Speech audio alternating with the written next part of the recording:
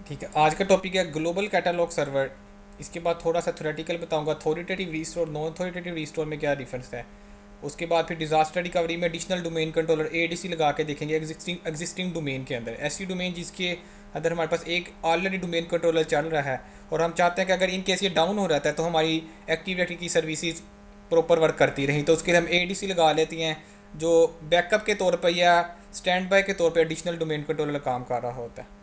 तो उससे पहले ग्लोबल कैटलॉग सर्वर को देखते हैं। आपको पता होगा जब फर्स्ट टाइम हमने एक्टिव डायरेक्टरी इंस्टॉल की थी, नया फॉरेस्ट क्रिएट किया था, नए फॉरेस्ट के अंदर एक डोमेन लगाई थी, तो वहाँ पे डोमेन नेम हमने डिफाइन किया था techlinks.local। तो उसके साथ ही डीएनएस भी ऑटोमेटिक ऐड कर लिया था हमने।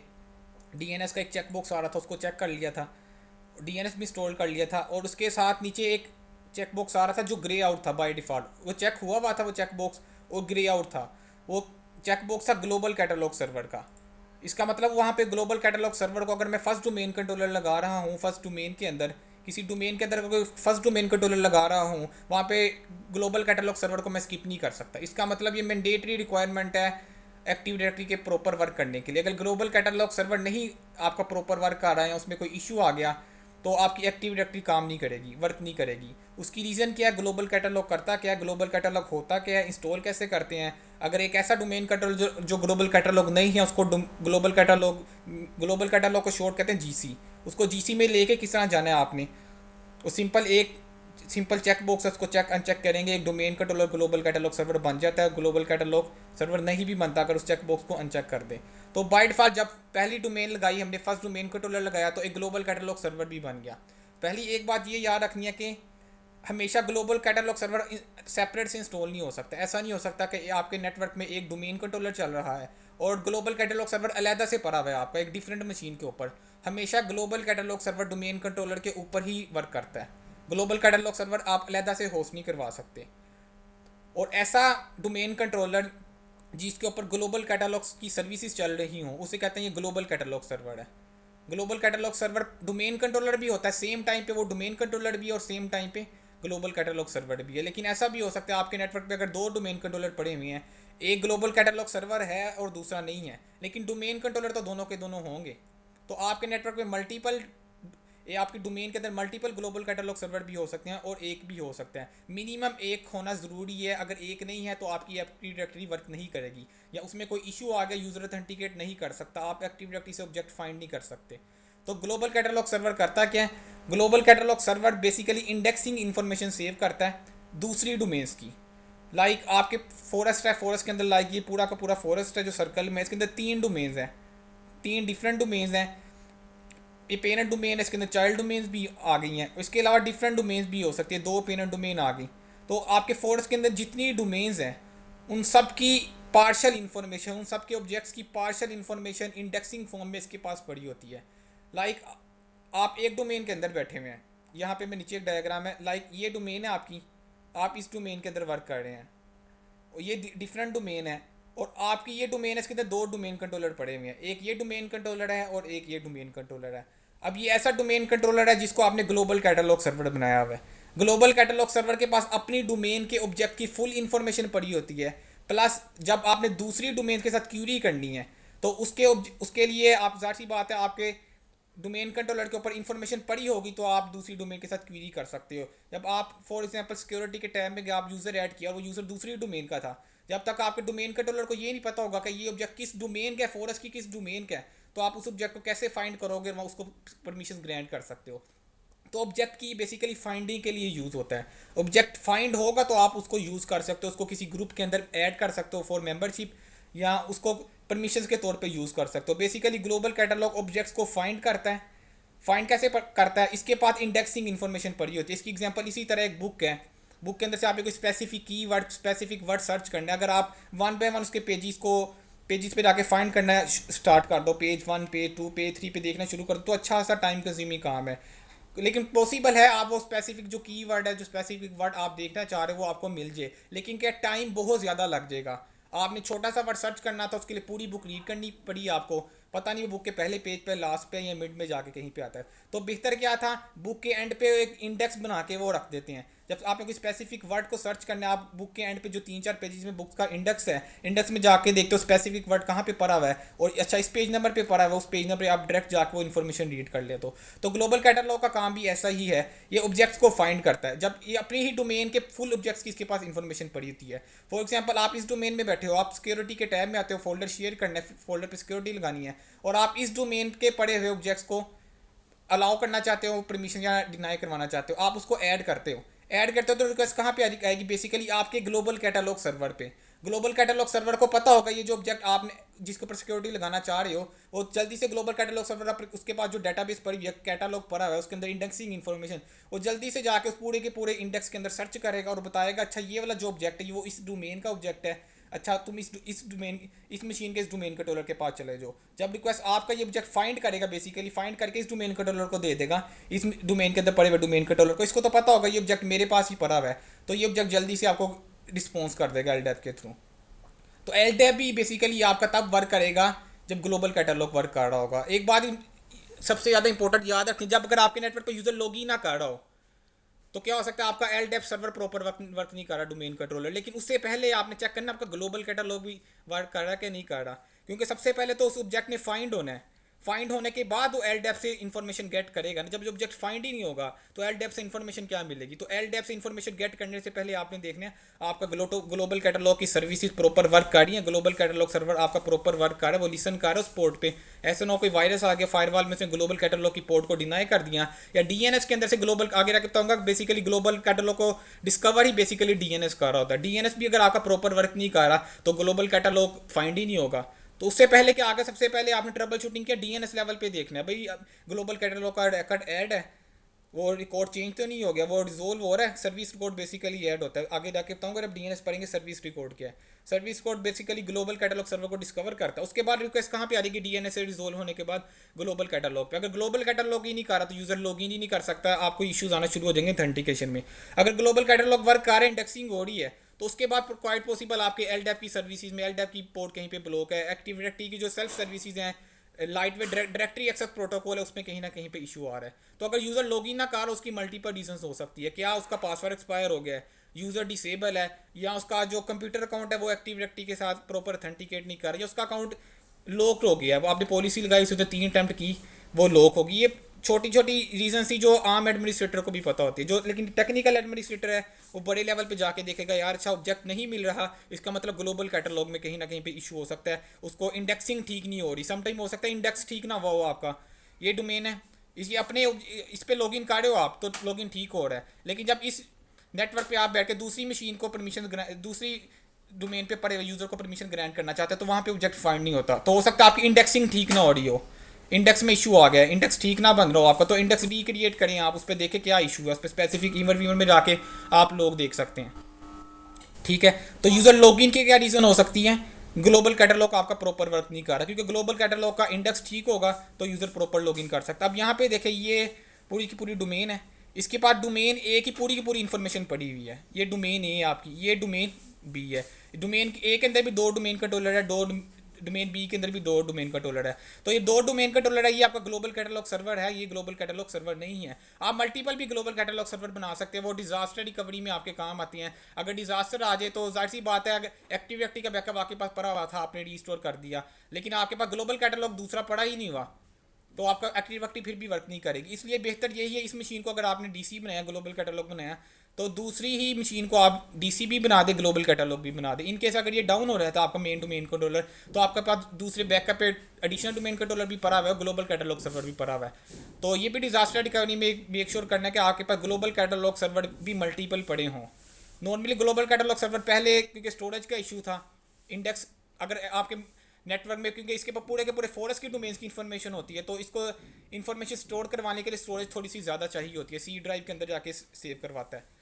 तो क्योंकि आजकल स्टोरेज का कोई इशू नहीं है, टेराबाइट्स में बहुत ज़्यादा स्टोरेज आ गई हैं, तो इसलिए कोशिश बेहतर यही है कि आप जितने डोमेन कंट्रोलर है सबको ग्लोबल कैटलॉग सर्वर बना दे। पहले क्या होता था, स्टोरेज का इशू होता था, मल्टीपल डोमेन्स होती थी, तो सी ड्राइव में आप चाहते थे स्पेस या बहुत ज़्यादा कंज्यूम हो जाती है ग्लोबल कैटलॉग की वजह से, तो आप उस डोमेन कंट्रोलर का ग्लोबल कैटलॉग नहीं बनाते थे। लेकिन आजकल मॉडर्न दौर आ गया, तो इसमें आप स्टोरेज का कोई इशू नहीं रहा हमें, तो हर डोमेन कंट्रोलर को कोशिश करें ग्लोबल कैटलॉग सर्वर बना दे, लेकिन ये अब ऑप्शनल है दूसरे डोमेन कंट्रोलर को ग्लोबल कैटलॉग बनाना, क्योंकि आपके नेटवर्क में ऑलरेडी ग्लोबल कैटलॉग सर्वर था। तो अब हम देखेंगे जब एडीसी इंस्टॉल करेंगे, आप देखना वहाँ पे जो चेक बॉक्स आएगा वो ग्रे आउट नहीं होगा, उसको मैं अपनी मर्जी से चेक भी कर सकता हूँ, उसको अपनी मर्जी से अनचेक भी कर सकता हूँ। लेकिन जबकि मेन डोमेन कंट्रोलर जो फर्स्ट डोमेन कंट्रोलर लगाया तो उसको मैं अनचेक नहीं कर सकता था। इसका मतलब पहला ग्लोबल कैटलॉग सर्वर, पहला डोमेन कंट्रोलर होना लाजमी है। तो इस डायग्राम को देखिए, इसके पास अपनी डोमेन्स के फुल सब ऑब्जेक्ट्स की इन्फॉर्मेशन, फुल ऑब्जेक्ट्स की इन्फॉर्मेशन पड़ी हुई है। जबकि पास इसके पास डोमेन बी के ये जितने ऑब्जेक्ट्स है इसके अंदर सबकी पार्शियल इन्फॉर्मेशन पड़ी होगी। पार्शियल का मतलब इंडेक्सिंग इन्फॉर्मेशन पड़ी होगी रीड ओनली फॉर्म में। ये इसको खुद राइट नहीं कर सकता रीड ओनली फॉर्म में। और किस इंडेक्स के अंदर क्या क्या शामिल होता है, इंडेक्स के अंदर नॉर्मली कॉमन चीज़ें शामिल होती है, कॉमन एट्रीब्यूट्स की वैल्यू, लाइक इसका फर्स्ट नेम क्या, यूज़र का लास्ट नेम क्या, इसका ईमेल एड्रेस क्या, यानी कि ऐसे एट्रीब्यूट्स की वैल्यू जिसकी बेस पे यूजुअली सर्च किया जाता है ऑब्जेक्ट्स को। कुछ ऐसे एट्रीब्यूट्स हैं जो ग्लोबल कैटलॉग के अंदर इंडेक्स नहीं होते, लेकिन अगर हम कस्टम रिक्वायरमेंट हो तो हम इस डोमेन के अंदर पड़े हुए ऑब्जेक्ट का स्पेसिफिक एट्रीब्यूट की वैल्यू इसके अंदर इंडेक्स करवा सकते हैं। वो कहाँ से इंडेक्सिंग करवानी है वो नीचे जाके मैं आपको बताता हूँ, मैंने एक स्नैपशॉट भी लगाया है। तो इसके पास अपनी ऑब्जेक्ट हाँ, स्कीमा में जाके वहाँ पे जाके बस आपको पब्लिश करवाना पड़ता है कि ये स्पेसिफिक एट्रीब्यूट है, ये ग्लोबल कैटलॉग सर्वर में इंडेक्स हो के ना हो। ठीक है, स्कीमा में इस बिल्कुल स्कीमा की स्नैपिंग ओपन करेंगे, वहाँ पे हमारे पास एट्रीब्यूट्स आ रहे हैं, क्योंकि बेसिकली एट्रीब्यूट्स का पता होगा आपको एट्रीब्यूट्स के, जिस तरह मैंने यूज़र का फर्स्ट नेम दिया, यूज़र का लास्ट नेम दिया, यूज़र का ईमेल एड्रेस दिया, ये फर्स्ट नेम ये लास्ट नेम। जैसे यूज़र की प्रॉपर्टीज में जाते हो आप, राइट क्लिक करके वहाँ पे काफ़ी सारी वैल्यूज आ रही है, यूज़र का पीओ बॉक्स, यूज़र का ईमेल एड्रेस, यूज़र का फर्स्ट नेम, यूज़र का लास्ट नेम। ये जो फर्स्ट नेम है, ये जो लास्ट नेम है, ये ईमेल एड्रेस, इसे कहते हैं ये एट्रीब्यूट्स हैं। ऐसा नहीं फर्स्ट नेम के आगे उमर लिखा हुआ है तो उमर एट्रीब्यूट है, उमर एट्रीब्यूट नहीं है। जो फर्स्ट नेम लिखा हुआ है वो एट्रीब्यूट है, वो एट्रीब्यूट की वैल्यू है जो उमर लिखा हुआ है। लास्ट नेम अजीम है अगर, तो वो वैल्यू एट्रीब्यूट की, लास्ट नेम बेसिकली एक एट्रीब्यूट है। तो आगे जाके मैं बताऊंगा बेसिकली स्कीमा होता क्या, स्कीमा करता क्या, स्कीमा में चेंजेस कैसे करनी है, स्कीमा को मॉडिफाई कैसे करते हैं, स्कीमा मास्टर होता क्या है।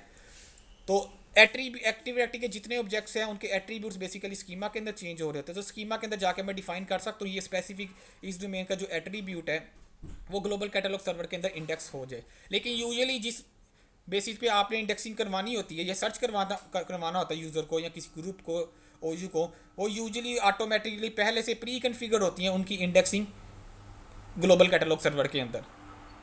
तो ये डोमेन बी है। इसके बाद इस डोमेन बी की ये देखें, ये थोड़ा सा लाइट कलर आ रहा है जबकि ये डार्क कलर है। इसका मतलब इस डोमेन कंट्रोलर के पास उसी डोमेन के अंदर पड़ा हुआ है, इसके पास अपनी डोमेन की फुल इन्फॉर्मेशन पड़ी हुई है। जबकि रिमोट डोमेन की दूसरी डोमेन है, ये डोमेन बी इसके लिए रिमोट डोमेन होगी, दूसरी डोमेन है, जबकि विद इन दी फॉरेस्ट है। तो इसके पास इस डोमेन की इन्फॉर्मेशन भी पड़ी हुई है, पार्शल इन्फॉर्मेशन पड़ी हुई है रीड ओनली फॉर्म में। क्यों पड़ी हुई है? इस डोमेन पे अगर कोई यूज़र आप इस डोमेन का ऑब्जेक्ट एक्सेस करना चाहते हैं तो वो पहले उसी डोमेन के ग्लोबल कैटलॉग सर्वर से सर्च होगा, फिर यहाँ पे रिक्वेस्ट आएगी। तो इसके बेसिकली रोल्स की हैं ग्लोबल कैटलॉग सर्वर के। इंटरव्यू का बड़ा इंपॉर्टेंट क्वेश्चन है, ग्लोबल कैटलॉग सर्वर करता क्या है। आपने सीधा कहना है ग्लोबल कैटलॉग सर्वर के बाद अपनी डोमेन के ऑब्जेक्ट्स की फुल इन्फॉर्मेशन पड़ी हुई है, जबकि दूसरी फोरस के अंदर जितनी डोमेन्स हैं सबके ऑब्जेक्ट्स की पार्शियल इन्फॉर्मेशन पड़ी होती है इंडेक्सिंग फॉर्म में। जब भी दूसरी डोमेन्स के ऑब्जेक्ट को हमने एक्सेस करना है तो इंडेक्स ग्लोबल कैटलॉग सर्वर उनको फाइंड करने में हमारी हेल्प करता है। तो ग्लोबल कैटलॉग क्या करता है? इसका पहला काम क्या है? Finding objects. A global catalogue enable user searches for directory information through out the domain in A forces. वो पूरे फोरस के अंदर सर्च करेगा। ऐसा नहीं है कि फॉर एग्जांपल ये आपके पास इस डोमेन में आप बैठे हुए हैं, आपने दूसरी डोमेन के ऑब्जेक्ट को एक्सेस करना है तो डायरेक्ट इसी डोमेन के अंदर सर्च करेगा। ग्लोबल कैटलॉग के पास जो इन्फॉर्मेशन पड़ी हुई है बेसिकली वो पूरे फोरस की पड़ी है, वो पूरे फोरस के अंदर सर्च करेगा।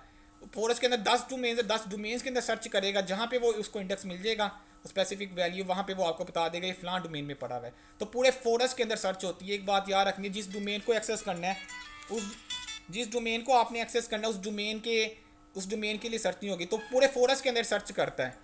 लेकिन इतनी फास्ट सर्च करता है, इसकी सर्चिंग इतनी अच्छी है तो वो स्लो रिस्पॉन्स आपको कहीं पे ये नहीं लगेगा कि अगर 50 डोमेन्स आपके फोरस के अंदर लगी है तो ग्लोबल कैटलॉग का जो क्यूरी प्रोसेस है, जो इंडेक्सिंग फाइंडिंग इन्फॉर्मेशन है, उसका जो प्रोसेस है वो स्लो हो जाएगा। बहुत तेज़ी से ये सर्च करता है, तो इसमें इशू नहीं है। आपके फोरस के अंदर मल्टीपल डोमेन्स है, पूरे फोरस में सर्च करेगा तो ऑब्जेक्ट ढूंढने में उसको टाइम लगेगा। तो बहुत फास्ट प्रोसेस होता है इसका।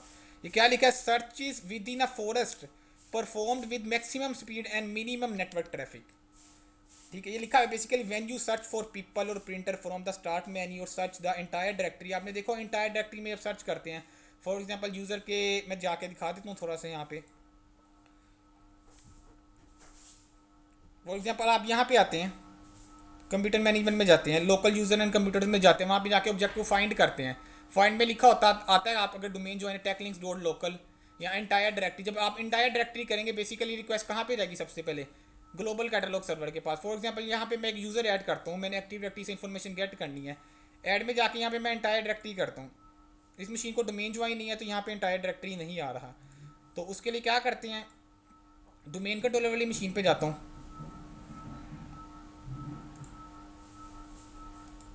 ये डोमेन कंट्रोलर आगे से मैं कनेक्ट करता हूँ, लॉगिन करते हैं इस पर। तो इंटरव्यू में कभी भी नहीं स्किप करना आपने ग्लोबल कैटलॉग सर्वर क्या होता है, भूलना नहीं, इसको याद रख लेना। ग्लोबल कैटलॉग क्या है, पूरी डोमेन की, अपनी डोमेन की फुल इन्फॉर्मेशन, दूसरी डोमेन की partial information read only form में, और ऑब्जेक्ट को फाइंड करने में हेल्प करता है। इसके अलावा आगे एक चीज़ मैं बताता हूँ, वो आपको आइडिया नहीं होगा, इस चीज़ का तो पता होगा, चलो ऑब्जेक्ट फाइंड करता है। इसके अलावा आगे थोड़ा सा एक्सपेंड करके इसको एक्सपेंड करूँगा, वहाँ पे थोड़ा सा इंटरेस्टिंग इन्फॉर्मेशन है वो मैं बताता हूँ। तो कंप्यूटर मैनेजमेंट में चले जाए। हाँ जी, ये भी तो देखा जाता है ना कि किसी का पासवर्ड लग रहा होता है, हमने चेंज कर देते हैं, डोमेन कंट्रोलर में आके हमने पासवर्ड किसी का चेंज कर दिया, हाँ जी, तो ऑथेंटिकेट करना चाहता है, नहीं होता, तो वो सबसे पहले आके जो होती है ऑथेंटिकेशन, ग्लोबल कैटलॉग में चेक करता बिल्कुल है सबसे पहले पासवर्ड ग्लोबल, मैच बिल्कुल होते हैं सबसे या पहले नहीं। ग्लोबल कैटलॉग में जाके देखेगा, वो यूज़र फाइंड होगा तो वहाँ पे ग्लोबल कैटलॉग में आगे जाके बताऊँगा, इसमें पी सिमुलेटर जो होता है पासवर्ड सिंक्रोनाइजेशन कर रहा होता है, आगे जाके अब रोल्स पढ़ेंगे। तो पासवर्ड अगर आपका यूज़र, आप डोमेन कंट्रोल में पासवर्ड चेंज कर रहे हो फिर भी यूज़र लॉगिन नहीं कर रहा, तो क्वाइट पॉसिबल आपका पी सिमुलेटर का जो रोल है, जिस डोमेन कंट्रोल पे पी सिमुलेटर का रोल पड़ा हुआ है, वो प्रॉपर वर्क नहीं कर रहा आपका। क्यों, पासवर्ड सिंक्रोनाइजेशन ही आपकी हो रही बिटवीन डोमेन कंट्रोलर्स। तब इश्यूज आते हैं अगर आपके नेटवर्क में मल्टीपल डोमेन कंट्रोलर पड़े हो। लाइक मैं यहाँ पे रहता हूँ लोकल यूज़र एंड कंप्यूटर, मजे के बाद यहाँ पे ये आ भी नहीं रहा क्योंकि ये डोमेन कंट्रोलर है।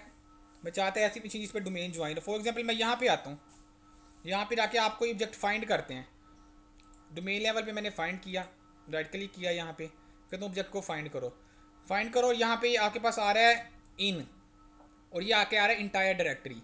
इधर करूँगा तो डोमेन लेवल पे ऑटोमेटिक सर्च होगी। अगर इंटायर डायरेक्टरी करता हूँ तो फिर क्या होगी, ग्लोबल कैटलॉग के पास रिक्वेस्ट जाएगी, ग्लोबल कैटलॉग के अंदर जितनी डोमेन है वो सब के अंदर सर्च करेगा, पूरे फोर्स लेवल पे सर्च करेगा। जब यहाँ पे करके आपको ऑब्जेक्ट फाइंड करके यहाँ पे कोई नेम मेंशन करके फाइंड करते हैं, फॉर एग्जांपल यहाँ पे मैंने सेल्स लिखा, फाइंड किया, तो सबसे पहले रिक्वेस्ट बेसिकली ग्लोबल कैटलॉग के पास गई है। ग्लोबल कैटलॉग के अंदर ये ऑब्जेक्ट पड़ा हुआ था, ऑब्जेक्ट पड़ा हुआ था तो वो यहाँ पे आया। इसका मतलब अगर मेरी डोमेन के अंदर दो डोमेन, फॉरेस्ट के अंदर दो डोमेन पड़ी हुई होती, मैं इंटायर डायरेक्टरी करता और यहाँ पे ऑब्जेक्ट क्वाइट पॉसिबल था सेल वाला टैकलिंग डॉट लोकल के अंदर इस तरह का कोई ऑब्जेक्ट नहीं पड़ा हुआ, वो दूसरी डोमेन के अंदर पड़ा हुआ था ABC डॉट लोकल के अंदर, तो ऑब्जेक्ट भी सर्च होकर यहाँ पे आ जाना था। वो किस बेस पे आना था, ग्लोबल कैटलॉग के अंदर इंडेक्स पड़ा हुआ था, तो फिर आपको ये इन्फॉर्मेशन शो हुई है यहाँ पे। तो ये अगर आपकी सर्च ठीक काम नहीं कर रही, इसका मतलब ग्लोबल कैटलॉग लेवल पे कहीं ना कहीं इशू है और आपको ईवन वीवर में जाके एक ट्रबल शूट करना पड़ेगा। यूजुअली इशू आता नहीं ग्लोबल कैटलॉग सर्वर लेवल पे, क्योंकि ग्लोबल कैटलॉग की इंडेक्सिंग ठीक ना हो रही, वो तब भी आता कोई वायरस आ गया, कोई मिसबिहेवियर सिस्टम ने करना स्टार्ट कर दिया, या स्पेसिफिक पोर्ट ब्लॉक है आपकी फायरवॉल में, आपने कोई ऐसा एंटीवायरस कर दिया उसने फायरवॉल पे सारी पोर्ट्स ब्लॉक कर दी, या कोई वायरस आ गया उसने रजिस्ट्री में वैल्यूज जाके चेंज कर दी, सी ड्राइव की प्रॉपर्टी में सिक्योरिटी के टैब में राइट्स खत्म कर दिए, तो तब भी इशू आ सकता है। नॉर्मली इंडेक्सिंग में कोई इशू आता नहीं, लेकिन अगर कहीं पे आ जाए तो आपको पता होना चाहिए किस लेवल पे जाके या किस साइट पे जाके, किस डोमेन लेवल पे जाके आपने इस इन्फॉर्मेशन को इस जो इशू आ रहा है इसको ट्रबल शूट करना है। तो क्या कर रहा था, फाइंड ऑब्जेक्ट्स कर रहा था, तो ये लिखा है when you search for people और प्रिंटर फ्रॉम द स्टार्ट में you choose the entire directory, जैसे मैंने भी दिखाया option within a query you are searching a global catalog, इसका मतलब ग्लोबल कैटलॉग को सर्च कर रहे हैं। Once you enter your search request it is routed to the default global catalog port, इस पोर्ट पे अगर ये फायरवॉल में पोर्ट ब्लॉक है आपका क्वाइट पॉसिबल ग्लोबल कैटलॉग में इश्यूज आना स्टार्ट हो जाएंगे। और जब भी ग्लोबल कैटलॉग किसी डोमेन कंट्रोलर को बनाते हैं ऑटोमेटिकली फायरवॉल पे पोर्ट अलाउ हो जाती है, मैनुअली जाके एडमिनिस्ट्रेटर को कोई रूल ऐड डिफाइन नहीं करना पड़ता। And send to global catalog for resolution, तो ग्लोबल कैटलॉग को उसकी रिक्वेस्ट सेंड कर दी जाती है जब आप सर्च करते हैं। तो एक क्या था, ऑब्जेक्ट्स को बेसिकली फाइंड कर रहा है। दूसरा ये चीज़ ज़रा समझिए, सप्लाइज यूजर प्रिंसिपल ऑथेंटिकेशन, इसको मैं थोड़ा सा एक्सपेंड करके यहाँ पे पेंट ओपन कर लेता हूँ, यहाँ पे बताता हूँ। Supplies user principal name authentication, ये बात समझें कि यूजर प्रिंसिपल नेम है, यूपीएन मैंने बताया था बेसिकली, यूपीएन क्या है, यूजर नेम है for example Ehsan at Techlinks dot local, Ehsan at Techlinks dot local basically से कहते हैं यूपीएन नेम है, यूजर प्रिंसिपल नेम। ठीक है, यूज़र नेम ऐड डाल के आगे डोमेन नेम मारेगा, पूरा का पूरा ये यूपीएन बन जाएगा। लिखा है global catalog resolve the user principal name when the authenticating domain controller does not have knowledge of account.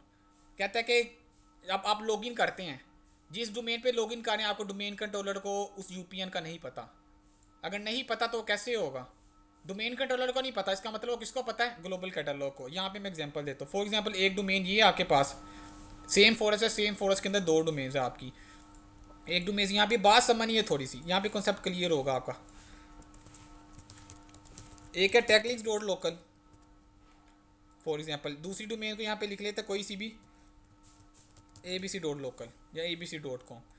और इस डोमेन पे जो user account for example abc.local है, इस पे एक यूज़र अकाउंट बना हुआ है, पड़ा हुआ है sn@abc.local। बात समझनी है थोड़ी सी आपने, एक यूज़र अकाउंट है वो इस एक्टिव डायरेक्टरी के अंदर पड़ा हुआ है, इस एक्टिव डायरेक्टरी के डोमेन कंट्रोलर के ऊपर। और फॉर एग्जांपल यहाँ पे एक मशीन है, उसने ये वाली डोमेन ज्वाइन की हुई है।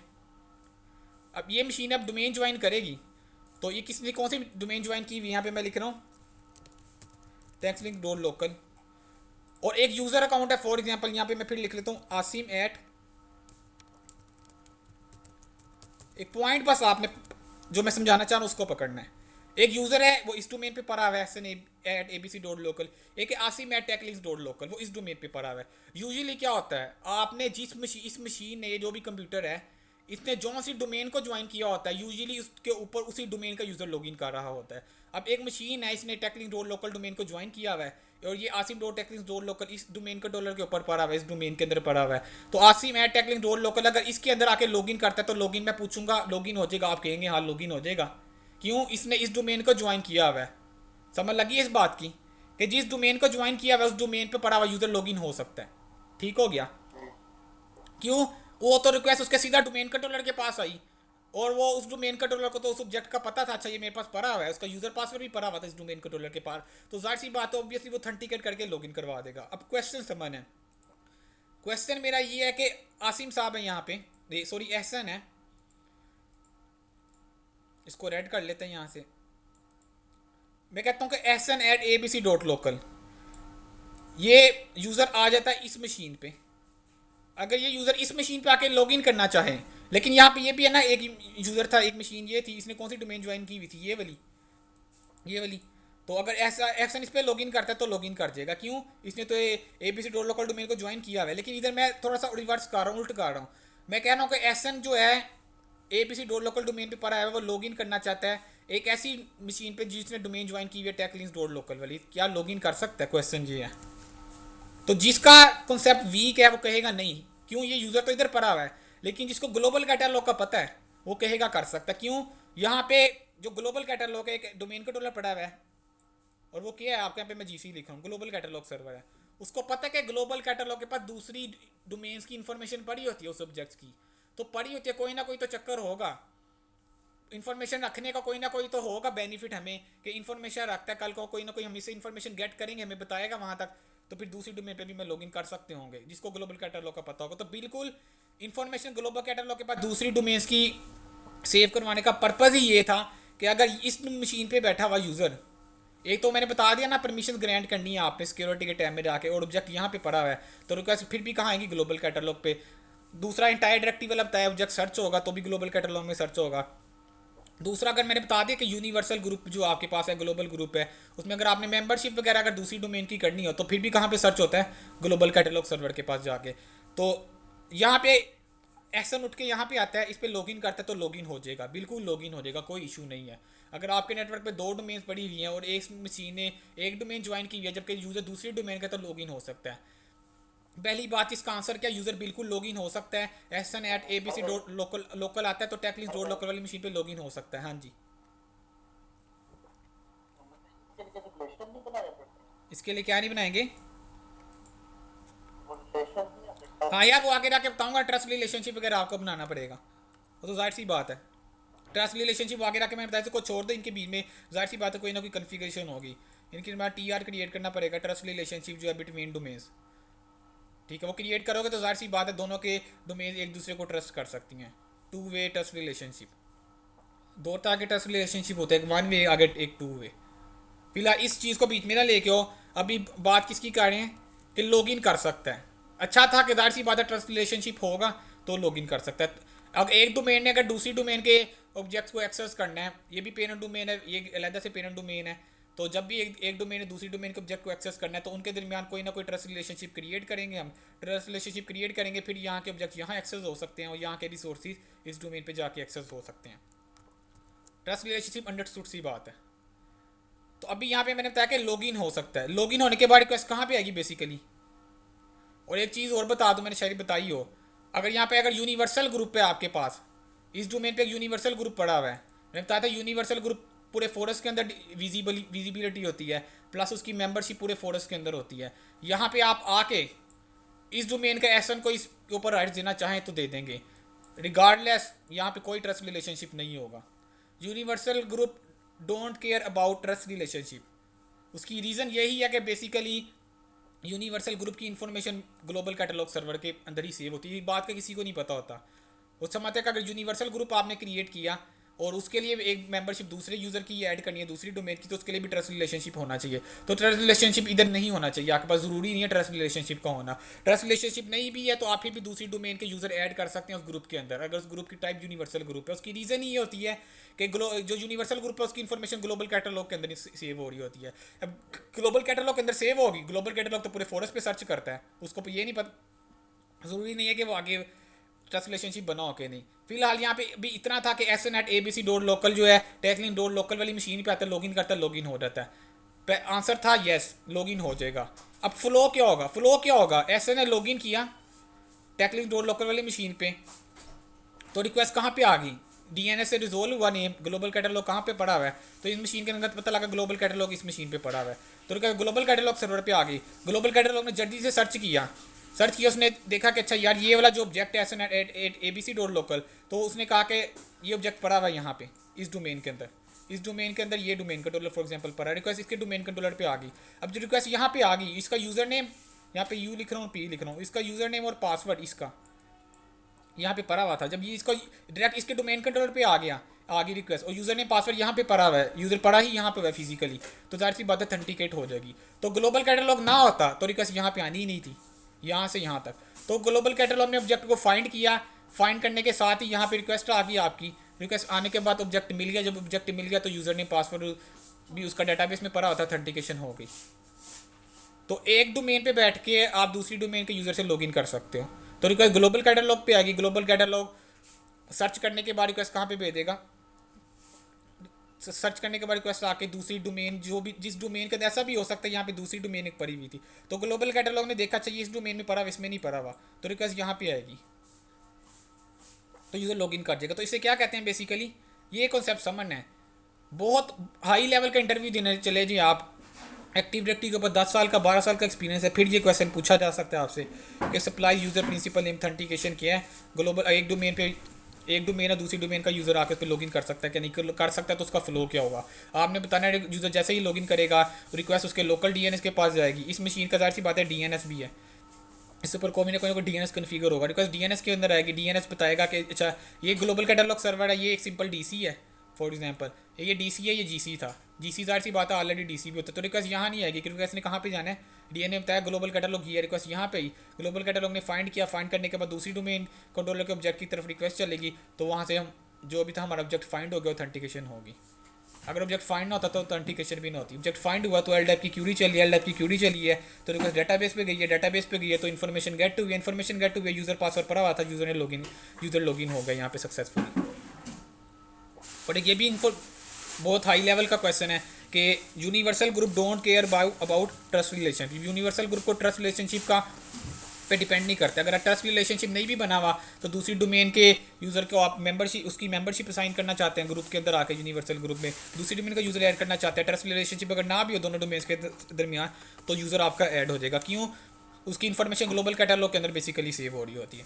तो ये बेसिकली यही था supply user principal name authentication, कि दूसरी डोमेन के UPN नेम को फाइंड करता है, ऑथेंटिकेट करवा वहाँ तक रिक्वेस्ट फॉरवर्ड करता है, ऑथेंटिकेशन आपकी होती है। तीसरा ये मैं बता चुका हूँ, यही group membership end user log. जब भी कोई यूज़र लॉगिन करेगा फॉर एग्जांपल, जब यूज़र लॉगिन करेगा फॉर एग्जांपल इस डोमेन के ये मशीन है जिसने डोमेन ज्वाइन किया, इसके अंदर आप आके लॉगिन करते हो, लॉगिन करते हो तो जाहिर सी बात है यूज़र लॉगिन करेगा, तो उसको ये भी तो पता होना चाहिए कि जब यूज़र लॉगिन किया ये इस ग्रुप का मेंबर है, ग्रुप मेंबरशिप पता होगी, उसके मुताबिक ही उसको राइट्स दिए जाएंगे कि इसको जाहिर सी बात है किस किस ग्रुप का मेंबर है। अगर यूज़र इस ग्रुप का मेंबर है तो इसको इस जगह पे राइट्स दो फलां फलां सर्विसेज के ऊपर। तो अगर ग्रुप मेंबरशिप ही प्रॉपर आपकी अप्लाई ना हो तो जो स्पेसिफिक ग्रुप के ऊपर आपने यूज़र को परमिशन ग्रांट की हुई है, यूज़र को स्पेसिफिक ग्रुप का मेंबर बनाया हुआ है, तो यूज़र को उसके ऊपर परमिशन नहीं मिलेगी। आपने सिक्योरिटी के टाइम में आके सेल्स का ग्रुप ऐड कर दिया और यहाँ पे सेल्स का यूज़र लॉगिन करता है और ग्लोबल कैटलॉग प्रॉपर वर्क नहीं कर रहा, आपका प्रॉपर वर्क नहीं करेगा तो उस यूज़र जो लॉगिन हुआ है, लॉगिन होने के दौरान उसको पता ही नहीं लगेगा ये किस ग्रुप का मेंबर है। तो जो सेल्स के फोल्डर के ऊपर आपने सेल्स के ग्रुप को परमिशन ग्रांट की हुई है तो सेल्स का यूज़र को एक्सेस ही नहीं कर सकेगा, क्योंकि ग्रुप मेंबरशिप आपकी प्रॉपर रिजोल्व नहीं हुई। क्यों? ग्लोबल कैटलॉग प्रॉपर वर्क नहीं कर रहा था आपका। तो जो यूनिवर्सल ग्रुप की जो मेंबरशिप की इन्फॉर्मेशन है, जब यूज़र लॉगिन करता है तो उस टाइम भी वो ग्लोबल कैटलॉग से जाके लोड होती है इन्फॉर्मेशन कि यूज़र इस ग्रुप का मेंबर है। अगर इस ग्रुप को किसी स्पेसिफिक नेटवर्क सर्विसेज के ऊपर परमिशन ग्रांट है तो उसके ऊपर इसको अलाउ कर दो इस यूज़र को। तो universal group membership information save in global catalog server. Global catalogue के अंदर क्या जाता है? इंडेक्सिंग इन्फॉर्मेशन जाती है। 3 चीज़ें मैंने यहाँ पे बता दी। 3 चीज़ें क्या? एक ऑब्जेक्ट फाइंड करता है इंडेक्सिंग इन्फॉर्मेशन, दूसरा ये भी वही बेसिकली ऊपर वाली चीज़ इसको एक्सपेंड की है कि दूसरी डोमेन पे पड़े हुए ऑब्जेक्ट्स को भी फाइंड कर लेता है, और तीसरी चीज़ वो मैंने बता दी अभी, यूनिवर्सल ग्रुप के जो मेंबरशिप है जब यूज़र लॉगिन करता है तो ग्लोबल कैटलॉग से ही इन्फॉर्मेशन लोड होती है। अब ग्लोबल कैटलॉग किसी डोमेन कंट्रोलर को कैसे बनाना है उसकी लैब करके देखते हैं। किसी को अगर बना हुआ है उसको ख़त्म करना है, ग्लोबल कैटलॉग ये ना रहे, तो वो सिंपल एक चेक बॉक्स की गेम है, वो मैं बता देता हूँ कहाँ से होना है। तो उसके लिए आपने active directory sites and services में आ जाना है।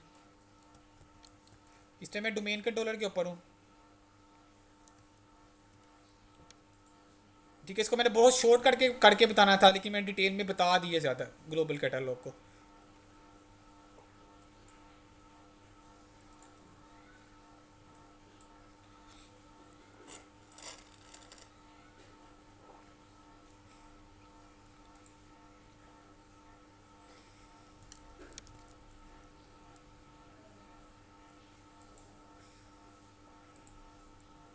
तो active directory sites and services open हो गई हैं।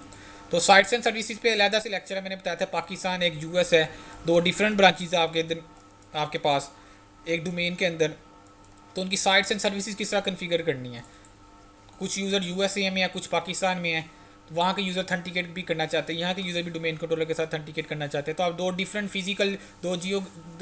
फिजिकल जियोग्राफिकल लोकेशन आपके पास हैं, तो उसको किस तरह मैनेज करना है उसके लिए हम इस कंसोल में काम करेंगे active directory sites and services में। तो उसके लिए यहाँ पे सर्वर्स में है बाय डिफ़ॉल्ट, मैंने बताया था जब फर्स्ट डोमेन कंट्रोलर बनता है तो एक साइट बन जाती है जिसका नाम क्या होता है? Default first sight name. तो नॉर्मली इसको मैं इस तरह रीनेम कर देंगे, यहाँ पे कोई इशू नहीं है, मैं यहाँ पे पार्क साइट इसको कर सकता हूँ इसको रीनेम करने में। तो इस साइट के अंदर कितने डोमेन कंट्रोलर पड़े हुए हैं? तो हमारे पास इस वक्त एक डोमेन कंट्रोलर है, वही डोमेन कंट्रोलर मेरे पास आ रहा है। एक चीज़ ये होगी। दूसरी चीज़ मैं एक और दिखाना चाह रहा हूँ, आपने ये देखना हो ये डोमेन कंट्रोलर, मैं बता के एक डोमेन के अंदर मल्टीपल डोमेन कंट्रोलर हो सकते हैं। आपने ये देखना हो ये वाला domain controller global catalog server है कि नहीं है, वो कहाँ से देख रहे हैं? उसके लिए आप एक active directory users and computers में आते हैं। यूजर्स एंड कंप्यूटर्स में जाके डोमेन कंट्रोलर आ गया। डोमेन कंट्रोलर में कंप्यूटर टाइप के नीचे लिखा है जीसी। जो मशीन जी सी है इसका मतलब वो डीसी भी है। ऐसी मशीन जो जीसी है ये पॉसिबल नहीं है कि वो डीसी ना हो। जो मशीन जीसी है इसका मतलब वो डीसी है, लेकिन जो डीसी है वो सिंपल डीसी हो सकती है। अगर जीसी नहीं लिखा हुआ इसका मतलब वो सिंपल डोमेन कंट्रोलर है। मैंने अभी बताया था कि ग्लोबल कैटलॉग आप अलग से इंस्टॉल नहीं कर सकते, डोमेन कंट्रोलर के ऊपर ही वो होता है। तो ये इसके अंदर एक डोमेन कंट्रोलर है जिसका नाम है DC1। इसकी प्रॉपर्टीज़ में मैं आ जाता हूँ राइट क्लिक करके। तो DC1 इस वक्त मेरा क्या है? ग्लोबल कैटलॉग सर्वर है। ठीक हो गया। तो ये देखो ये चेक किया इस टाइम, ठीक है। इसको मैं चेक नहीं कर रहा, मैं चेक करूँगा इसके बाद हमें ADC भी लगाना है। मैं चेक करूँगा तो इसके अंदर जो इंडेक्सिंग इन्फॉर्मेशन है वो सारी की सारी ख़त्म हो जाएगी। तो मैं ADC लगाऊंगा, मेरा ADC वर्क नहीं करेगा क्योंकि मेरे नेटवर्क पे ग्लोबल कैटलॉग ही नहीं चल रहा। इसके बाद हमने ADC की लैब करनी है। तो अगर मल्टीपल डोमेन कंट्रोलर हो और आपने एक GC लगाया हुआ था ग्लोबल कैटलॉग सर्वर, आके बाद जो दूसरा डोमेन कंट्रोलर था आप चाहते थे उसको भी मैं ग्लोबल कैटलॉग सर्वर बना लूँ, तो आप उसकी प्रॉपर्टीज़ में आके यहीं से राइट क्लिक करके उसको वो बाय डिफॉल्ट क्या होगा? अनचेक होगा, ठीक है। आप उसको यहाँ से चेक कर सकते हैं। चेक करके अप्लाई करेंगे, सेव करेंगे। तो ये डिपेंड करता है आपके नेटवर्क पे ट्रैफिक कितनी है, लैन लिंक है, वैन लिंक है आपके नेटवर्क पे। तो ग्लोबल कैटलॉग जो सर्वर जो आपने न्यूली क्रिएट करेंगे, ग्लोबल कैटलॉग बनाएंगे, वो सी ड्राइव के अंदर जाके जो भी उसका पाथ है वहाँ पे एक्टिव वाले पाथ पे इंडेक्सिंग इन्फॉर्मेशन सेव करना शुरू हो जाएगा, इंडेक्स करना स्टार्ट हो जाएगा। घंटा भी लग सकते हैं इसको, काफ़ी टाइम लग सकता है। अगर एक्टिव डायरेक्टरी आपकी बहुत बड़ी है, फोरस के अंदर बहुत ज़्यादा डोमेन है, ऑब्वियसली इंडेक्स क्रिएट करने में आपके पास 8-10 घंटे, पूरा एक दिन भी लग सकता है, बहुत ज़्यादा अगर डोमेन है आपके पास। तो इसको मैं ख़त्म करके अगर मैं दोबारा चेक करूँगा, मेरा इंडेक्स डिलीट हो जाएगा, इंडेक्स दोबारा से रिक्रिएट होगा तो टाइम लगेगा। तो ADC की लैब हो सकता है हमारी प्रॉपर ना हो, तो इसको मैं अनचेक नहीं कर रहा, ठीक है। लेकिन अगर आपने कल को किसी DC को GC बनाना हो तो आप यहाँ पे उसको चेक करके ग्लोबल कैटलॉग सर्वर बना सकते हैं। ठीक हो गया। तो लैब इसकी इतनी थी, किसी डोमेन कंट्रोलर का ग्लोबल कैटलॉग बनाना है, कैसे बनाएंगे, ख़त्म करना है वो कैसे करेंगे। अब मैंने बताया कि इसके अंदर इंडेक्सिंग इन्फॉर्मेशन सेव होती है। अब वो इंडेक्स कैसे देखना है, ये बेसिकली जब मैं स्कीमा बताऊंगा, स्कीमा क्या स्नैपिंग बताऊंगा, बाय डिफ़ॉल्ट स्कीमा का स्नैपिंग डिसेबल होता है सिक्योरिटी रीजन की वजह से, ताकि स्कीमा के स्नैपिंग को कोई एक्सेस ना कर सके। तो स्कीमा का स्नैपिंग बाय डिफ़ॉल्ट विजिबल नहीं होता, उसको विजिबल कराने के लिए उसकी एक DLL फाइल है, उसको इनेबल करवाना पड़ता है। वो मैंने इस डॉक्यूमेंट के अंदर सारा वो मेंशन किया हुआ स्टेप बाय स्टेप नीचे यहाँ। तो फिलहाल मैंने स्कीमा के स्नैपिंग इनेबल कर लिया था, मैं दिखा लेता हूँ। फिर भी ग्लोबल कैटलॉग के अंदर कल को कोई कस्टम रिक्वायरमेंट आ जाती है, कोई किसी स्पेसिफिक एट्रीब्यूट के अगेंस्ट यूज़र को सर्च करवाना चाह रहे हैं और वो स्पेसिफिक एट्रीब्यूट ग्लोबल कैटलॉग के अंदर इंडेक्स नहीं हुआ, वो आप उसको भी इंडेक्स करवा सकते हैं। लेकिन यूजुअली क्या होता है, आप जिस बेसिस पे यूज़र को सर्च करवाना चाहते हैं, first name, last name, email address, common attributes हैं, वो बाय डिफ़ॉल्ट ही इंडेक्स के अंदर इंक्लूड होते हैं। तो मैं स्कीमा के स्नैपिंग यहाँ से ओपन करता हूँ। तो यहाँ पे देखो एक्टिव स्कीमा आ रहा है, इसको ऐड कर लें। आगे जाके स्कीमा का डिटेल में बताऊंगा स्कीमा क्या है। बेसिकली स्कीमा एक स्ट्रक्चर है, एक डाटाबेस का। डाटाबेस जाहिर सी बात है स्ट्रक्चर के बगैर वर्क नहीं करती। जिस तरह एक टेबल है, टेबल के अंदर आपने रो बनाए, कॉलम बनाए, उसके अंदर डाटा ऐड करना है। तो एक्टिव डायरेक्टरी के अंदर बेसिकली डाटा जा रहा है, तो एक वो जो वैल्यूज़ आप ऐड करेंगे वो एक्टिव डायरेक्टरी के अंदर सेव हो रही है। लेकिन एक्टिव डायरेक्टरी या जो टेबल है तब तक वर्क नहीं करेगा जब तक आप रो या कॉलम ऐड करके उसके ऊपर वैल्यूज़ नहीं डिफाइन कर देंगे। स्ट्रक्चर होगा टेबल का तो उसके अंदर टेबल के अंदर आप वैल्यू पुट कर सकते हो। इसी तरह डाटाबेस का स्ट्रक्चर होगा, स्कीमा होगा, तो आप उसके अंदर जाके डाटा सेव करवा सकते हो। अगर आपका स्ट्रक्चर डैमेज हो रहा है तो आपके अंदर जो जितनी वैल्यूज़ हैं, जितना डाटा है वो आपका डैमेज हो जाएगा। तो इसके अंदर एक क्लासेस आ रही हैं, स्कीमा के अंदर दो चीज़ें होती हैं, क्लासेस हैं, एक ऑब्जेक्ट्स हैं, एट्रीब्यूट्स है। एट्रीब्यूट्स में फॉर एग्जांपल कोई इस काफ़ी सारे एट्रीब्यूट्स आ रहे हैं, ठीक है। अगर आपने कोई स्पेसिफिक एट्रीब्यूट देखना हो ये इंडेक्स हो रहा है या नहीं, कोई कस्टम रिक्वायरमेंट आ जाती है, कोई कस्टम एप्लीकेशन है, उसके अंदर डेवलपर कहते हैं यार मैं इस बेसिस पे ऑब्जेक्ट को सर्च करवाना चाह रहा हूँ, वो सर्च नहीं हो रहा, तो क्वाइट पॉसिबल वो इंडेक्स नहीं हुआ होगा ग्लोबल कैटलॉग के अंदर बाय डिफ़ॉल्ट, तो आपको इंडेक्स करवाना पड़ेगा। तो काफ़ी सारे एट्रीब्यूट्स आ रहे हैं, काफ़ी हाई लेवल के। स्कीमा पे जब भी चेंजेस की जाती है यूजुअली डेवलपर ही करता है, जो एक्टिव डायरेक्टरी का डेवलपर होता है। तो एडमिनिस्ट्रेटर का काम नहीं होता स्कीमा में आके डायरेक्ट चेंजेस करे। तो यहाँ पे कोई सा भी यहाँ पे देख लें ऑब्जेक्ट, किसी भी ऑब्जेक्ट को सर्च कर लें, इसको ओपन कर लें। तो यहाँ पे देखो ये क्या आ रहा है, स्क्रिप्ट पाथ वाला मैंने एक एट्रीब्यूट उठाया, तो यहाँ पे क्या आ रहा है, इंडेक्स दिस एट्रीब्यूट। और यहाँ पे ये क्या आ रहा है, replicate this attribute to the global catalog server. इसका मतलब अगर हम ये देखना चाह रहे हैं कि स्क्रिप्ट पाथ के एट्रीब्यूट की बेस पे देखना चाहिए, अगर स्क्रिप्ट पाथ है, अगर स्क्रिप्ट पाथ के एट्रीब्यूट की बेस पे यूज़र को सर्च करवाना चाहे कोई कस्टम एप्लीकेशन है, तो वो सर्च नहीं होगा बाय डिफ़ॉल्ट। उसकी वजह कि ग्लोबल कैटलॉग में इंडेक्स नहीं हुआ।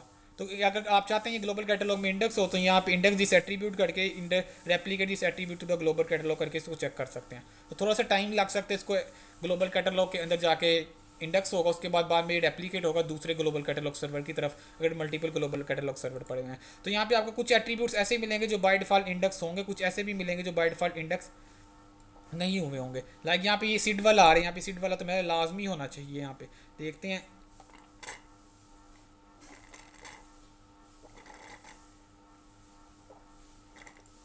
सीड के भी मल्टीपल आ रहे हैं, ठीक है जी सर। ये भी नहीं आ रहा, एक सिंपल सीड वाला आ रहा होता है, वो मिहाला होता है इसमें,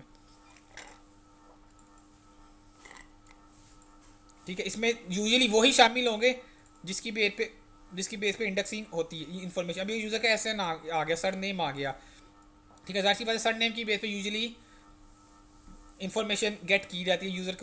यूज़र की सर्च के अंदर फर्स्ट नेम, लास्ट नेम वगैरह सर नेम देके तो आप इन्फॉर्मेशन गेट करते हैं, तो सर्च करते हैं उस बेस पे। तो ये देखिए ये ऑलरेडी, क्योंकि ये कॉमन था, कॉमन एट्रीब्यूट था, तो वो ऑलरेडी देखिए इंडेक्स हुआ हुआ है और ग्लोबल कैटलॉग के अंदर भी हुआ हुआ है। लेकिन यूजुअली इसके अंदर चेंजेस करने की ज़रूरत नहीं पड़ती। कभी फ्यूचर में बहुत हाई लेवल एंड पे चले गए हैं, आप बहुत सीनियर हो गए हैं, तो वहाँ पे कस्टम रिक्वायरमेंट कोई आ जाए आपके पास, आप कंसल्टेंसी करते हैं तो आपको थोड़ा सा आइडिया हो इंडेक्स किस तरह करवाना है आपने किसी स्पेसिफिक एट्रीब्यूट को। अमर भाई ऐसा भी हो सकता है ना कि कोई मुझे कह देता है कि यार इसके मैं करता हूँ कि यूजर नेम के साथ पिक्चर भी है, तो मुझे वो स्कीमा में ही चेंज करनी पड़ेगी क्या करनी पड़ेगी? कि यार ये यूजर नेम जहाँ पे मैंने नया क्रिएट किया ना यूजर, हाँ हाँ वहाँ पे मुझे इसकी तस्वीर भी आनी चाहिए। हाँ बिल्कुल, आगे रख यार स्कीमा बताऊंगा ना, मैं बताता हूँ। स्कीमा में बेसिकली यही एट्रीब्यूट्स हैं। आप चाहते हैं किसकी, फॉर एग्जांपल आप इसकी प्रॉपर्टीज़ में जाते हैं, active directory users and computers में मैं आता हूँ। यहाँ पे फॉर एग्जांपल कोई भी यूज़र सेलेक्ट कर लेते हैं, सेल्स में मैं चला गया। आगे मैंने स्कीमा बताया नहीं, बात की बातें पहले पूछ रहे हो आप। प्रॉपर्टीज़ में गए, आप चाहते हैं यहाँ पे एक नया टैब आ जाए जिसके ऊपर लिखा हो प्रोफाइल पिक्चर, यहाँ पे एक नया एट्रीब्यूट आ जाए उसके आगे लिखा हो प्रोफाइल पिक्चर। जब यूज़र लॉगिन करता है आपको पता है यहाँ पे इसकी पिक्चर नहीं आ रही होती, ठीक है।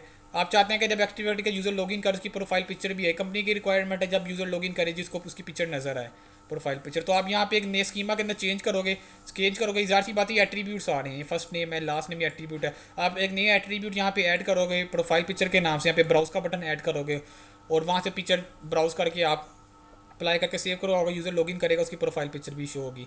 लेकिन ये कौन करे, कहाँ पे चेंजेस होंगी? जाके स्कीमा के अंदर। स्कीमा के एक अपना स्ट्रक्चर है, अपनी इसकी एक क्यूरी लैंग्वेज है, अपनी प्रोग्रामिंग लैंग्वेज है, उस सिंटेक्स को समझना पड़ेगा जिसका किसका काम है, डेवलपर का काम। तो ये डेवलपर का काम है, डेवलपर को आप एक कस्टम रिक्वायरमेंट बताएंगे। जो एक्टिव डायरेक्टरी डेवलपर्स भी होते हैं उसको बताओगे यार ये मेरी रिक्वायरमेंट है, मैं स्कीमा के अंदर चेंजेस करना चाहता हूँ, तो आपको वो यहाँ पे स्कीमा स्कीम वो अपने पास एक आगे बताऊंगा लाइट वेट डायरेक्टरी सर्विसेज होती हैं। तो आपके स्कीमा का एक रेप्लिका बना के अपने पास रख लेगा, वहाँ पे टेस्ट करेगा, अगर वो सक्सेसफुल हो रहा है फिर वो आपके डायरेक्ट स्कीमा के अंदर आके चेंजेस कर देगा। स्कीमा के अंदर कोई गलत चेंजेस हो जाए, स्कीमा के अंदर अगर गलत चेंजेस हो उसका इंपैक्ट पूरे के पूरे फोरस के अंदर पड़ी सारी डोमेन्स के अंदर होता है। अगर स्कीमा के अंदर कोई आपने कोई गलत प्रोग्रामिंग कर दी तो आपका स्कीमा डैमेज हो गया, आपकी पूरी की पूरी एक्टिव डायरेक्टरी फाड़ी गया, इवन कि वो पूरी की पूरी एक्टिव डायरेक्टरी नहीं, पूरा का पूरा फोरस आपका डैमेज हो सकता है। तो बहुत ही सेंसिटिव काम है स्कीमा के अंदर काम करना। जब भी काम करना है तो वो डेवलपर की हेल्प लेके उसको बताना है मेरी कस्टम रिक्वायरमेंट ये है, तो उसको एक क्या कहते हैं एक टेस्ट इन्वायरमेंट उसको बना के देना है जहाँ पे वो टेस्टिंग करेगा, उसके बाद प्रोडक्शन के स्कीमा के अंदर आके वो चेंजेस करेगा। ठीक हो गया, ये था ग्लोबल कैटलॉग, बहुत ज़्यादा डिटेल में बताया है।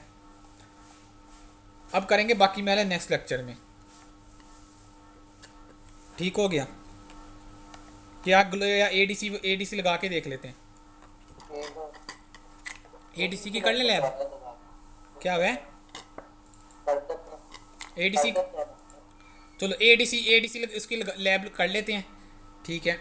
इंस्टॉलेशन कम से कम उसकी लगा लेते हैं, तो बाकी देख लेंगे नेक्स्ट लेक्चर में। अब आ रहे हैं एडिशनल डोमेन कंट्रोलर। क्वेश्चन ये है कि एडिशनल डोमेन कंट्रोलर लगाना क्यों है। अब ये याद करवा देना, जैसे ही एडीसी लगाएंगे उसकी मैं एप्लीकेशन दिखा दूंगा आपको। उसके बाद फिर ये अथॉरिटेटिव नॉन अथॉरिटेटिव रीस्टोर के मैंने स्नैपशॉट्स यहाँ पे लगाए हुए हैं, ये भी मैं आपको थोड़ा सा एक्सप्लेन कर दूंगा। अब बात ये कि हाँ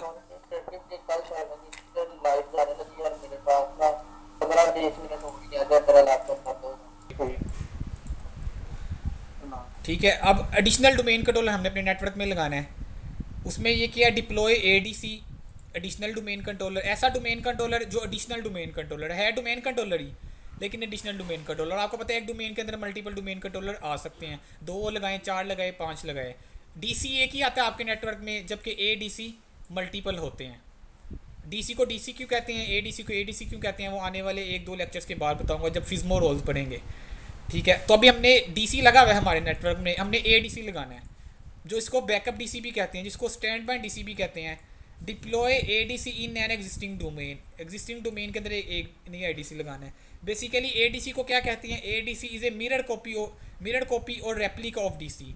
तो एडीसी और डीसी एक दूसरे का रेप्लिका होते हैं। हम रेप्लिका समझते हैं ना, कॉपी का मतलब क्या है, जितना डाटा डीसी के ऊपर पड़ा होगा एक्टिव डायरेक्टरी का वो सेम एज इट इज़ 100% सारा का सारा डाटा एडीसी के ऊपर भी पड़ा होगा। जितने user accounts, computer accounts, organisational user groups, security accounts, service account, जितना डाटा एक्टिव डायरेक्टरी का या DNS active directory integrated zone DNS का डाटा जितना पड़ा है डीसी के ऊपर, वो सारा का सारा एडीसी के ऊपर पड़ा होगा। तो ये दोनों एक दूसरे का रेप्लिका भी होते हैं। रेप्लिका होने का बेनिफिट क्या है, अगर डीसी डाउन कर जाता है तो एडीसी आपका स्टैंड बाय मोड पे होगा और स्टैंड बाय मोड पे सर्विसेज प्रोवाइड कर रहा होगा। रेप्लिका क्या है? रेप्लिका मतलब कॉपी। रेप्लिकेशन क्या होती है कि डीसी के अंदर जब कोई चेंजेस करेंगे आप वो एडीसी पे चली जाएगी। डीसी पे जाके आपने कोई नया यूजर अकाउंट बनाया वो ऑटोमेटिकली एडीसी पे रेप्लिकेट हो गया, या आपने एडीसी पे जाके कोई नया यूजर अकाउंट बनाया वो ऑटोमेटिकली डीसी पे रेप्लिकेट हो गया। न्यू ऑब्जेक्ट क्रिएशन की बात नहीं कर रहा, आपको चेंजेस की बात कर रहा हूँ। आप किसी यूज़र की प्रॉपर्टीज में जाके कोई वैल्यू चेंज करते हैं डीसी पे जाके या एडीसी पे जाके, तो आप इसमें रेप्लिकेशन हो जाती है। ये टू वे रेप्लिकेशन है। इंटरव्यू में पूछा रहता है डीसी और एडीसी के दरमियान रेप्लिकेशन वन वे होती है या टू वे, तो ये टू वे रेप्लिकेशन है। डीसी की चेंजेस एडीसी पर, एडीसी की चेंजेस डीसी पर। इसे कहते हैं even trigger application between DC and ADC अगर विद इन दी साइट है। अगर डिफरेंट साइट के अंदर है तो वो स्केजुअल रेप्लिकेशन होती है। उसको जब साइट्स एंड सर्विस पढ़ेंगे तब बताऊंगा। फिलहाल डीसी और एडीसी जो हमारा सिनेरियो हम विद इन दी साइट लगाने लगे हैं दूसरा डीसी, तो replication between DC and ADC even trigger होती है। इवन ट्रिगर का मतलब जैसे ही कोई चेंजेस आएंगी वो रेप्लिकेशन हो जाएगी। तो आपके नेटवर्क में एक डीसी चल रहा है, तो आप चाहते हैं कि अगर डीसी डाउन हो जाए फॉर एग्जांपल, तो आपके नेटवर्क पे सर्विसेज जो यूज़र ऑथेंटिकेशन उसमें इशू ना आए। तो क्वेश्चन है एडीसी लगाना क्यों है? Why we need to deploy ADC in our environment. पहली रीज़न के डिजास्टर रिकवरी। क्या अब देखिए यूज़र है for example SharePoint server पड़ा हुआ है, शेयर पॉइंट ऑथेंटिकेशन करनी है डोमेन कंट्रोलर से। Client user want to log in authenticate with SharePoint server, what if domain controller goes down. ये डीसी डाउन हो जाता है, क्लाइंट लॉग इन करता है, क्लाइंट इस मशीन पे आया, शेयर पॉइंट को एक्सेस किया, रिक्वेस्ट शेयर पॉइंट सर्वर पे आ गई, शेयर पॉइंट ने ऑथेंटिकेशन करनी है, वो डीसी के पास गया, डीसी आगे से डाउन था तो जाहिर सी बात है सर्विस इसको नहीं मिलेगी, ऑथेंटिकेशन नहीं होगी, शेयर पॉइंट पे क्लाइंट लॉग इन नहीं कर सकता। ये था जब सिंगल डोमेन कंट्रोलर आपके नेटवर्क पे लगा हुआ था। लेकिन अगर आप एडीसी लगा लेंगे फिर क्या होगा? अभी देखिए क्लाइंट ऑथेंटिकेशन करना चाहते हैं, शेयर पॉइंट पे रिक्वेस्ट आई, डीसी आपका डाउन था, तो रिक्वेस्ट कहाँ पे चली गई? आपकी एडीसी के पास। ये क्रॉस यहाँ पे लिखा है, इसका मतलब ये डाउन है। डाउन का मतलब क्या है? इसकी हार्ड डिस्क उड़गी, इसका ऑपरेटिंग सिस्टम क्रैश हो गया, ये नेटवर्क से अनप्लग था, रीचेबल ही नहीं था नेटवर्क पे, या ये क्लाइंट के लिए रीचेबल नहीं था। तो रिक्वेस्ट कहाँ पे आ जाएगी? एडिशनल डोमेन कंट्रोलर के पास। ये प्राइमरी डोमेन कंट्रोलर आ गया, ये मेन डोमेन कंट्रोलर है, ये एडिशनल डोमेन कंट्रोलर है, ये बैकअप पे काम कर रहा है आपका। इन केस ये डाउन होता है तो रिक्वेस्ट तो ये यूज़र क्लाइंट ऑथेंटिकेट कर रहा है। लेकिन ऐसा भी हो सकता है सेम टाइम पे रिक्वेस्ट यहाँ पे अगर पहले आ गई डीएनएस के थ्रू, डीएनएस ने इसका नाम बता दिया, बेसिकली एल डैप की क्यूरी हुई, डीएनएस के पास रिक्वेस्ट गई, डीएनएस के अंदर इसका भी कोड है वो ऐड होगा, इसका भी डीएनएस ने इसके पास अगर रिक्वेस्ट भेजी तो ऑथेंटिकेशन इसके पास आएगी तो सक्सेसफुल हो जाएगी। अगर ये डाउन है तो ऑथेंटिकेशन आपका एडीसी कर देगा, ऑथेंटिकेशन में कोई इशू नहीं आएगा। तो बेनिफिट क्या होगा? देखिए डीसी डाउन है आपका लेकिन एडीसी सर्विसेज प्रोवाइड कर रहे हैं। इसी तरह कोई दूसरा क्लाइंट आएगा तो एडीसी उसको यूज़र ने पासवर्ड प्रोवाइड करेगा, क्योंकि एडीसी के पास यूज़र पासवर्ड पड़ा होगा, डीसी के अंदर जितना डाटा था वो एडीसी के पास पड़ा हुआ है। जब एडीसी के पास सारा का सारा डाटा पड़ा हुआ है, सारी की सारी डाटाबेस सेम है, तो यूज़र लॉगिन कर सकता है। तो बेनिफिट क्या हुआ? अगर एक डोमेन कंट्रोलर डाउन है आपके नेटवर्क में तो दूसरा डोमेन कंट्रोलर सर्विसेज प्रोवाइड करता रहेगा। तो एक बात याद रखनी है, डीसी और एडीसी ये मैंने बताया कि ये एक्टिव मोड में है, ये स्टैंड बाय मोड में है। ये सर्विस इसके लिए अब ये क्लाइंट्स के लिए एक्टिव मोड में है domain controller, additional domain controller clients के लिए स्टैंड बाय मोड पे है। जब डीसी डाउन होगा तो अब एडिशनल डोमेन कंट्रोलर अपनी सर्विसेज है वो प्रोवाइड करता है। लेकिन यूजुअली जो डोमेन कंट्रोलर सर्विसेज प्रोवाइड कर रहा है ऑथेंटिकेशन वगैरह की, वो ये स्टैंड बाय मोड में एडिशनल डोमेन कंट्रोलर भी प्रोवाइड कर रहा होता है। तो ऐसा नहीं है कि अगर डीसी के डाउन होने पर ही एडीसी ऑथेंटिकेट करेगा, नहीं, अगर दोनों अलाइव है आपके नेटवर्क पे तो लोड बैलेंसिंग भी आपकी हो रहती है, कुछ रिक्वेस्ट यहाँ पे आएगी कुछ यहाँ पे आएंगी डीएनएस के थ्रू, तो ऑथेंटिकेशन कभी डीसी से होगी कभी एडीसी के थ्रू हो रही होगी। लेकिन इसको एक्टिव मोड में क्यों कहते हैं, इसको स्टैंड बाय मोड में क्यों कहते हैं, ऐसी क्या रीज़न है इसको डीसी कहते हैं इसको एडीसी कहते हैं? तो उसके लिए आने वाले लेक्चर में फिज्मो रोज में बताऊंगा स्टैंड बाय मोड में क्या होता है, स्टैंड बाय मोड का मतलब क्या है, एक्टिव मोड का मतलब क्या है। Active mode stand by mode का मतलब ये नहीं है कि सारी की सारी रिक्वेस्ट आनी ही डोमेन कंट्रोलर पे है, जब डोमेन कंट्रोलर डाउन हो रहेगा तब एडिशनल डोमेन कंट्रोलर पे आएगी। एक्टिव स्टैंड बाय मोड का कभी भी मतलब ये नहीं लेना, ठीक है। तो एक बात ये एक्टिव मोड में है क्लाइंट्स के लिए, ये स्टैंड बाय मोड पे है क्लाइंट्स के लिए, जबकि ये आपस में एक दूसरे के साथ एक्टिव मोड में है। एक्टिव मोड में एक दूसरे के साथ होने का मतलब कि जैसे ही कोई चेंजेस इसमें करूँगा वो इसमें, जैसे ही कोई चेंजेस एडीसी में करूँगा वो इसमें। तो यहाँ पे ये सर्कल में है, इसका मतलब आपस में दोनों एक्टिव मोड में है। इसका मतलब है दोनों एक दूसरे के साथ डायरेक्ट कम्युनिकेशन कर रहे हैं, डायरेक्ट रेप्लिकेशन कर रहे हैं। यहाँ पे क्या लिखा हुआ है? Two way replication between DC and ADC. जैसे ही यहाँ पे कोई चेंज आएगी तो ऑटोमेटिक वो चेंजेस यहाँ पे रेप्लिकेट हो जाएंगी। इसी तरह डीसी में कोई चेंजेस आएंगी ऑटोमेटिकली यहाँ पे रेप्लिकेट हो जाएंगी। तो ये आप इसमें एक्टिव एक्टिव होते हैं, जबकि सर्विसेज प्रोवाइड करने में क्लाइंट्स को एक एक्टिव मोड में होगा, एक स्टैंड बाय मोड में होगा। अगर आपके पास 5 एडीसी लगे हुए हैं तो पाँचों के पाँचों स्टैंड बाय मोड में होंगे, जबकि डीसी हमेशा एक्टिव मोड में होगा। तो एक्टिव मोड में एक ही डोमेन कंट्रोलर आपका होता है, बाकी सारे के सारे स्टैंड बाय मोड में होंगे। ठीक है, बेसिकली रोल्स का डिफरेंस है इनमें। रोल्स आगे जाके बताऊंगा। कुछ ऐसे ऑपरेशन है जो डीसी ही सिर्फ कर सकता है, एडीसी नहीं कर सकता। तो उन रोल्स की वजह से, क्योंकि वो ऑपरेशंस डीसी कर सकता है, उन ऑपरेशंस की अथॉरिटी डीसी के पास होती है, इस वजह से कह देते हैं कि इन ऑपरेशन को परफॉर्म करने की जो एबिलिटी है सिर्फ और सिर्फ डीसी के पास, इस वजह से कहते हैं ये एक्टिव है। लेकिन जो यूजुअली टास्क है, यूज़र क्रिएट करने हैं, ग्रुप मेंबरशिप चेंज करनी है, आपने यूज़र की ऑथेंटिकेशन करवानी है, तो वो उस केस में बिकॉज डीसी भी इंटरटेन करवा सकता है उसको, एडीसी भी इंटरटेन करवा सकता है। तो अब आगे जाके ये चीज़ समझनी है, ऊपर इन प्रैक्टिकल इन्वायरमेंट में जाके काम आएगी। इसके बाद लैब हम करेंगे नेक्स्ट लेक्चर में। लिखा है do following before ADC deployment in A production environment. आप किसी प्रोडक्शन इन्वायरमेंट में जाते हैं, डीसी लगा हुआ है, आप एडीसी लगाना चाहते हैं, तो उसके लिए इन चीज़ों को आपने लाजमी फॉलो करना है। ये बेस्ट प्रैक्टिस कह लें या रिकमेंडेशन कह लें मेरी तरफ से। उसमें क्या है, सेट या rename appropriate host name for ADC machine. जो एडीसी मशीन है उसका स्पेसिफिक आपने जो भी अप्रोप्रिएट होस्ट नेम है आपने वो सेट कर लेना है उसके मुताबिक, ताकि मशीन की आइडेंटिफिकेशन ईजी हो जाए। बाय डिफ़ॉल्ट क्या होता है, WIN, इससे लंबा सा एक लंबे से डिजिट का एक नाम होता है। ठीक है, लंबे करेक्टर्स का ज़्यादा था, 12 करेक्टर का आई थिंक। तो आप उसको क्या कहते हैं, रीनेम कर लें। लाइक आपने एडीसी लगाना, उसका नाम आप एडीसी रख लें, या कंपनी की जो भी पॉलिसी है होस्ट नेम के अगेंस्ट, कंपनी ने होस्ट नेम के अगेंस्ट भी एक पॉलिसी डिफाइन की होती है कि यूज़र जब भी यूज़र की मशीन आपने रीडू करनी है तो उसका फर्स्ट नेम, यूज़र की मशीन का होस्ट नेम ये रखना है। तो कंपनी की ज़ाहिर सी बात है कोई ना कोई पॉलिसी भी होगी। आपने डोमेन कंट्रोलर लगाना है तो उसका होस्ट नेम ये होना है, एडीसी लगाना तो उसका होस्ट नेम ये होना चाहिए। तो आप मशीन का होस्ट नेम पहले रीनेम कर लें, ADC 2012 जो भी लगाना है, टेकलिंक्स -ADC, टेकलिंक्स ADC या TL ADC या बैकअप ADC, जो भी ADC का नाम आपको सूटेबल लगता है वो आपने सबसे पहले रीनेम कर लेना है। दूसरा, उसके ऊपर वैलिड स्टैटिक IP एड्रेस आपने असाइन करना है। स्टैटिक IP एड्रेस असाइन करना है। अगर आप अपने नेटवर्क में IP वर्जन 6 आजकल क्योंकि यूज़ भी नहीं इतना हो रहा लैन के अंदर, तो आपने डिसेबल IP वर्जन 6 भी कर लेना है, क्योंकि IP वर्जन 6 अगर इनेबल हो तो एक्टिव डायरेक्टरी में DNS के साथ नेम रेजोल्यूशन में उसमें काफ़ी सारे इश्यूज आते हैं। तो डोमेन कंट्रोलर भी जब किया था, आई थिंक मैंने बताया होगा आपको, IP वर्जन 6 हमने डिसेबल किया था। तो आपने मेक श्योर करें ADC पे भी आपने IP वर्जन 6 को डिसेबल कर लेना है। उसके लिए क्या, make sure time that is correct. आपको बहुत सारे प्रैक्टिकल इन्वायरमेंट में काम करने का मौका मिलेगा। आप अच्छा सा 5-7 घंटे की ट्रबल शूटिंग करने के बाद आपको पता लगेगा इशू किसकी वजह से था, टाइम डेट जो था वो करेक्ट या टाइम जोन ठीक तरह से सेट नहीं हुआ था। तो बेसिकली DC और ADC में क्योंकि रेप्लिकेशन होनी है, रेप्लिकेशन होने के लिए ज़ाहिर सी बात है इवेंट व्यूअर में जो भी लोग हमारे पास आ रहे होंगे ट्रबल शूटिंग में हमारी हेल्प करेंगे, इस टाइम पे जो चेंजेस आई थी वो रेप्लिकेट नहीं हुई। तो टाइम जोन आपका लाजमी सेट होना चाहिए। सम टाइम अगर आप ट्रबल शूटिंग कर रहे हैं कहीं पे क्लस्टर इन्वायरमेंट में, कहीं पे रेप्लिकेशन में इशू आ रहा है, तो इस किस्म के अगर इशू आए तो आप ये भी मेक श्योर करें टाइम जोन या टाइम डेट वगैरह आपकी वो करेक्ट सेट हुई हो। अगर या लॉग्स वगैरह की आपने यहाँ पे मॉनिटरिंग करनी है, ऑडिटिंग करनी है, उसके लिए टाइम का आपके पास ठीक होना ज़रूरी है। अगर टाइम ठीक नहीं है आपको रेप्लिकेशन में इश्यूज आ सकते हैं, आपकी ऑडिटिंग ठीक नहीं हो सकती, आपका जो लॉग्स वगैरह क्रिएट हो रहे हैं, सिस्लॉग सर्वर अगर लगा हुआ है तो उसमें लॉग्स वगैरह का आपका टाइम ठीक नहीं आ रहा, तो आप क्या उसको एनालाइज करेंगे अपने लॉग्स को। तो दूसरा क्या, check DC and ADC machine are pingable or reachable with each other. तो ADC लगाने से पहले के स्टेप बता रहा हूँ। तो आप ADC लगा लें, जाहिर सी बात है अगर ADC उस DC को रीचेबल होगा DC उसके लिए, तो आप इसमें कम्युनिकेशन कर सकते हैं। तो आप इसमें आप ADC बना सकते हैं। अगर ये डोमेन कंट्रोलर ही ना मिले, ADC को अगर डोमेन कंट्रोलर नहीं मिलेगा तो आप उस डोमेन के अंदर एडिशनल डोमेन कंट्रोलर डिप्लॉय नहीं कर सकते। ठीक हो गया। तो मेक श्योर करना है दोनों एक दूसरे के साथ कम्युनिकेशन कर रहे हो।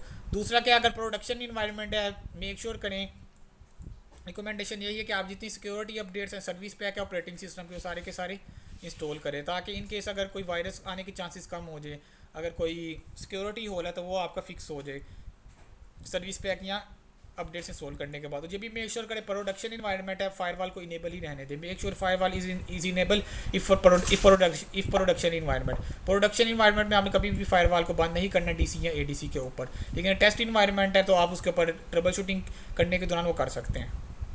ठीक हो गया। तो ये सारे स्टेप हैं। रिकमेंडेशन इनको लाजमी करना है।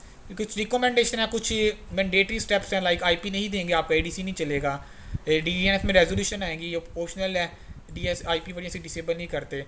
तो इसमें भी आपको इशू आएंगे अगर टाइम आपका ठीक नहीं है। अगर ये देखिए मैंडेटरी स्टेप है, डीसी एडीसी पिंगेबल ही नहीं है, रीचेबल ही नहीं है, तो आप एडीसी नहीं लगा सकते। तो इन स्टेप्स को हम फॉलो करते हुए आगे से क्या लगाएंगे, अपना एडिशनल डोमेन कंट्रोलर लगाएंगे। एडिशनल डोमेन कंट्रोलर की हम लैब आगे से प्रोसीड करेंगे, फिर देखेंगे कि यहाँ का जितना डाटा है एडीसी लगाने के बाद वो ऑटोमेटिकली डीसी से रेप्लिकेट होके एडीसी पे आ जाएगा। फिर उसके बाद मैं एडीसी पे या डीसी पे जाकर एक नया यूज़र अकाउंट बनाऊंगा और देखेंगे ऑटोमेटिकली एडीसी पे रेप्लिकेट हो जाएगा। अगर एडीसी पे बनाया तो वो डीसी पे रेप्लिकेट हो जाएगा विद इन फ्यू सेकेंड्स।